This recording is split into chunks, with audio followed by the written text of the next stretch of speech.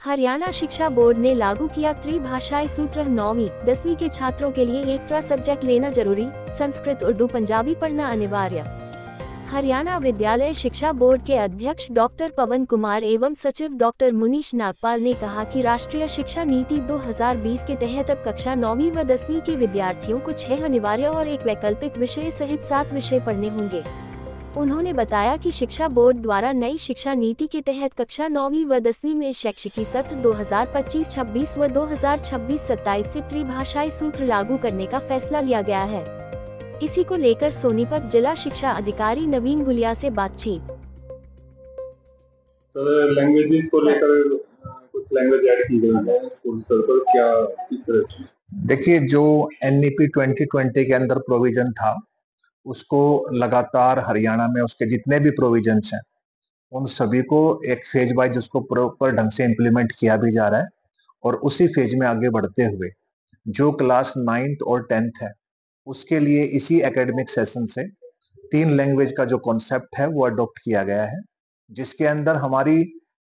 जो लैंग्वेजेज हैं, संस्कृत है, उर्दू है और पंजाबी है। ये जो है, इनमें से एक लैंग्वेज स्टूडेंट्स को लेनी है, और ताकि उसका 3 लैंग्वेज का जो फार्मूला है वो प्रॉपरली ढंग से स्कूल के अंदर उसको इम्प्लीमेंट किया भी जा सके। एजुकेशन को लेकर लगातार दाखिले बढ़ाने के लिए क्या किया जा रहा है? देखिए, अब की बार जैसे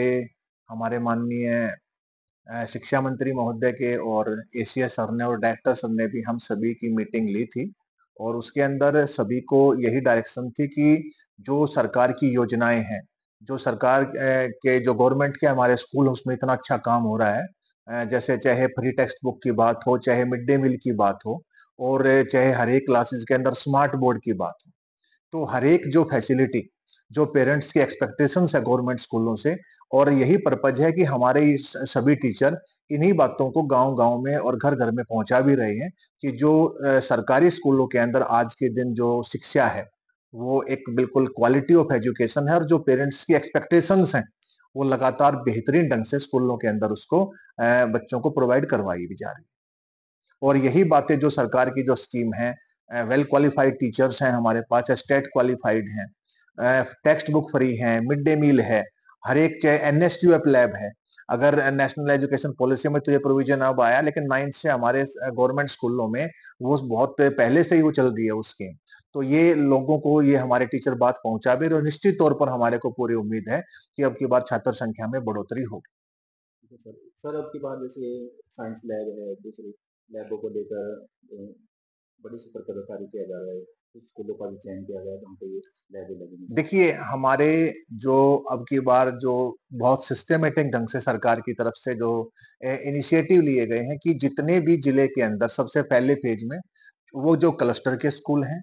पीएम श्री स्कूल है या मॉडल संस्कृति स्कूल है, एक क्लस्टर में इन स्कूलों के अंदर साइंस स्ट्रीम कंपलसरी है, और इसके अलावा इन स्कूलों के अंदर जो भी इंफ्रास्ट्रक्चर की रिक्वायरमेंट है, वो उसका एक पूरा एस्टिमेट बना के निदेशालय में भेजा जा चुका है, और इसमें से हमारे पास जो मॉडल संस्कृति या पीएम श्री विद्यालय हैं, उनकी स्वीकृति निदेशालय से प्राप्त होने के बाद, राशि स्वीकृत होने के उपरांत, ये चीजें जो है हमारी टेंडर के लिए प्रक्रिया में है। और आप देखेंगे अति शीघ्र जो भी बेसिक एक फैसिलिटीज चाहे लैब की हो हमारी, या जो भी सुविधाएं हैं, वो आपके क्लस्टर में मैक्सिमम स्कूलों में आपको देखने को मिलेंगे।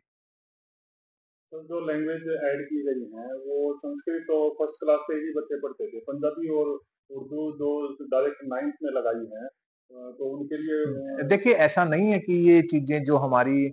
केवल संस्कृत फर्स्ट में जैसे 6th क्लास में थी हमारे पास आने के बाद, तो उस टाइम पे जहाँ पे रिक्वायरमेंट होती थी वहां पर टीचर डिप्लॉय किए भी गए थे। अब जैसे जैसे हमारे पास स्टूडेंट्स जिस भी